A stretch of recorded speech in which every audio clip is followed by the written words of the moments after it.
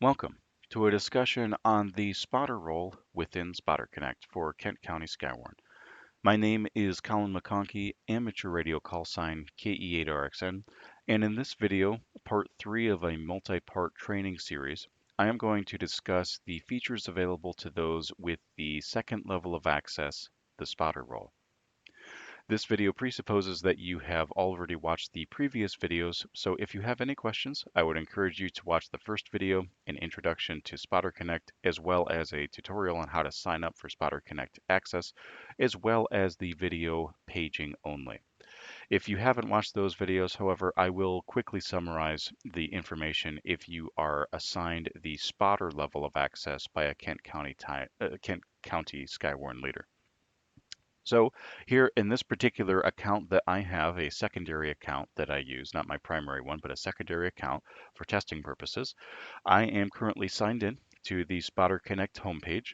Within the homepage, by way of very quick review, I can see the current mode. Currently, we are not activated. We are all clear. I can see the number of Kent County Skywarn spotters currently signed up. That number will very likely have increased by the time that you are actually signing up and following along via this video. I can see the radar for the Great Lakes area as well as lightning data. And I can also see the current mode that we are in at the time. Once again, in the upper right, we are not activated. And as is true for the paging only role discussed in the previous video, I, as a spotter, do not have the ability to change the activation state. I don't have the ability to stand up or stand down team operations as a spotter. But let's go through each of these links here on the left-hand side of the screen, and I will explain them in detail. Clicking on the second link on the left, of course, we are presented with our check-in log. And if you have watched the first part in this series, you already have some understanding with that. By way of very quick review, this will fill in with data via online self-reporting or preferably scribes reporting this data from the amateur radio Skywarn net during a severe weather activation. I have the ability as a spotter to not only see this data, I can also go back in time and pull the data from other events at any point. I have the ability to export the data at any point in time into an Excel document or a PDF document. But a step up from paging only access, as a spotter, I have the ability to check myself into the Skywarn net. I do not have the ability to select my activation role. The idea behind that is that as a spotter, you do not self-deploy during an activation, meaning in this instance, you do not self-assign what you do. That is assigned to you by the acting net controller, which, to use an ICS term, the net controller functions as the incident commander during a Skywarn net. But you can go ahead and put in your location. So I am going to just put in a sample location here. We will say that I am located at Michigan and Monroe, which is a location in downtown Grand Rapids, and I'm going to head and click check-in. And as you can see, I can now see myself checked in via online. I can see my call sign, I can see the first name, the last name, the location, and I can see that I checked in online and that someone did not check me in via the amateur radio net, as well as the time frame that I checked in. And of course, just to reiterate, I do not, as a spotter, have the ability to assign myself a role. The role will be assigned to me by the net controller. Additionally, a spotter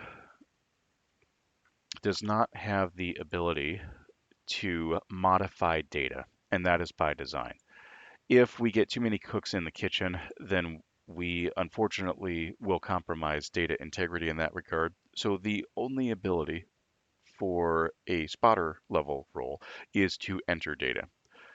And a good question would be, well, what happens if I inadvertently make a mistake when I check myself in? I put in the wrong location. That's okay. No worries about that. Just go ahead and click new again and just put in your updated location, and a scribe or leader can clean up that erroneous data at a later point in time. So that is the check-in log, and once again, I can also see check-in data from others as well, but I do not have the ability to edit my own data or others' data. and that's just to maintain data integrity. We limit edit access specifically to scribes and to leaders.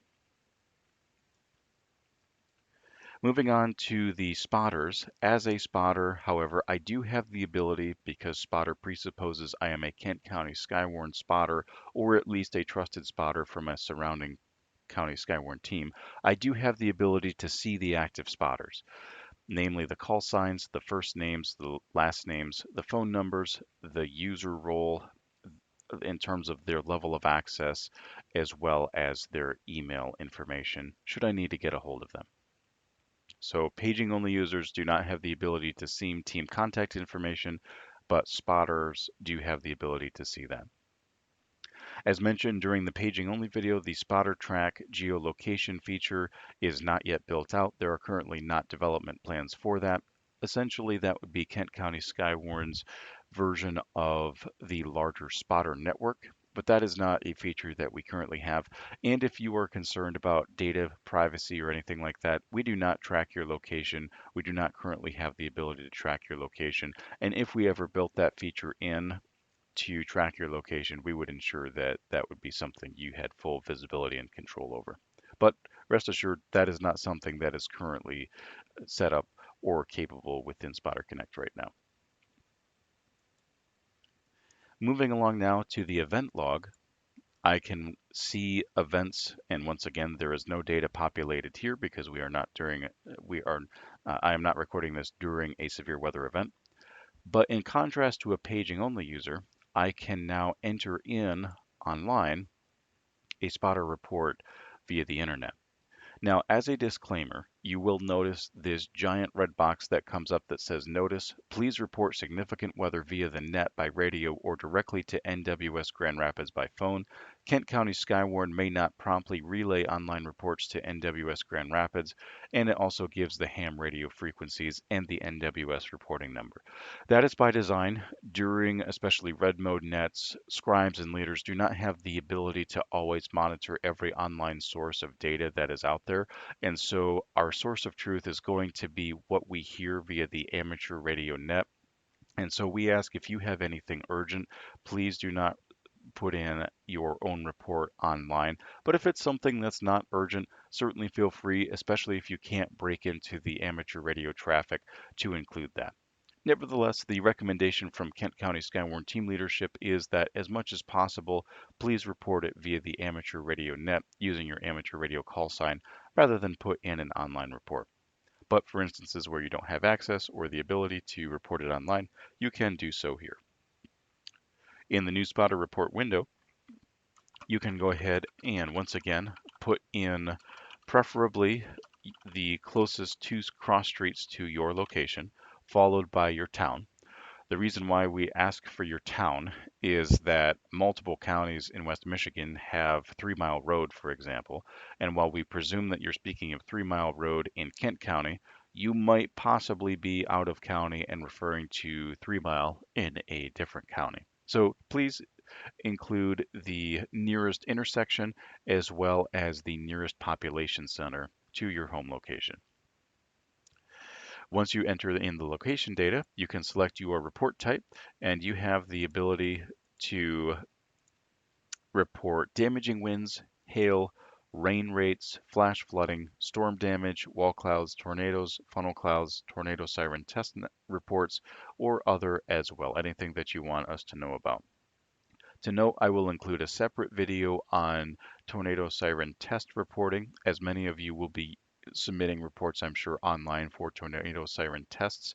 But nevertheless, just to very quickly go over it now, when you select that option, you are given a list of pre-filled responses to correctly identify what you saw and or heard during the tornado siren test. Namely the options, I heard the siren with clear audio and rotation, I saw and heard the siren with clear audio and rotation, I heard the siren with clear audio but no audible rotation. In other words, there was no Doppler effect, so it obviously was not rotating. I did not hear the siren, or I confirmed that the siren was not working, either because I saw it and it did not work, or because I knew previously where it was and it was not working. But we'll get into that in more detail later. can go ahead and enter in the description of the report. I'm just going to go ahead and put in test because this is just a sample report here. And I'll say for testing purposes that yes, it was reported to NWS, and we'll select NWS chat. Once again, this is just a test report here. I'm going to go ahead and hit submit.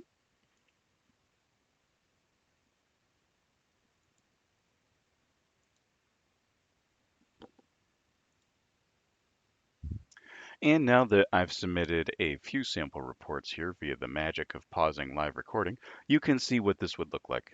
So you can see the call sign, you can see the description, the first name and last name of the spotter, and in this case myself, my test location, which is not my actual location at the moment, but the one that I put in, as well as the report type. I put in a couple tornado siren testnet reports here, um, and also whether or not they were reported to the NWS, the source, whether they were via radio or whether they were online self-reports, as well as they were put in.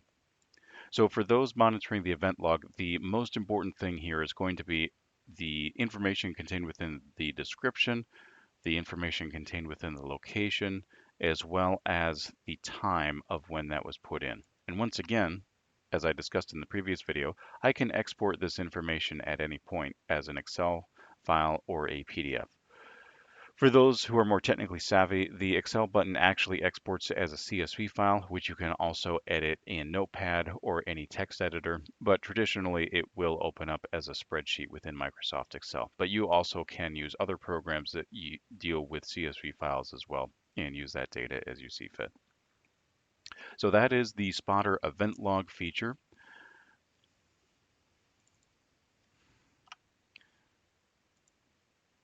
Now you will notice I tried to modify a cell within the data, and as a spotter, I don't have the ability to do that. And that's by design, just to make sure that only scribes and leaders can edit the reports that are put in. And so a question arises, well, what happens if I get my report wrong? No problem about that. Just go ahead and hit new and just put in the corrected report, and a scribe or leader will delete or edit the erroneous report later on as needed. As a spotter, I can also view notification history just as someone with a paging only role could, not only for the current day, but also for prior days as well. As a spotter, I now can also see the document repository. This is the current documentation for calendar year 2023. By the time that you likely sign up for this, you may see the 2024 documentation in its place, but as a spotter with that role, you do have the ability to access our team documentation via the team documents link. Additionally, as a spotter, you also have the ability to use SpotterCHAT. If that's a feature that is useful to you to connect with other team members or ask a scribe to correct a report or any other off-air communication, you can certainly use that as you wish. And finally, as a spotter, I have access as well to a broader view of radar. I can see prior radar from the past. I can see radar loops. And as you can see here on radar, there's not much going on other than some precipitation in southwestern Kansas and eastern Colorado at the moment. And there's a few sprinkles currently in central New York right now and in northwestern Ontario, but nevertheless, there's nothing in the Great Lakes region to be concerned about. But additionally, if I go to the upper right corner of the radar window here, I can also select additional data as well. Let's say that I want to look at any weather warnings that are currently in effect. And I see that there's nothing currently for Michigan, but I do see, for example, in these areas, there is a snow squall warning issued by Environment Canada, which of course would be the Canadian equivalent of the National Weather Service. If I happen to be up in Marquette, for example, and wanted to click on this weather product, I can click on it and I can see that Lake Superior is currently under a gale warning from 1 a.m. today through 4 a.m. Friday morning. So while this will never replace higher level radar software like Radar Omega, WSV3, Radar Scope, GR Level 3, or GR2 Analyst, the ones that we all recommend, Nevertheless, this is useful for maintaining situational awareness, and you will have access to more radar products than what you traditionally would have via most of your mobile phone apps, especially the ones that are free. So with that, thank you very much for your time. This explained all of the features and functionality that a spotter role has. The next video will show the unlocked features that anybody with the scribing role will possess. So I look forward to seeing you then. Thank you and talk to you soon.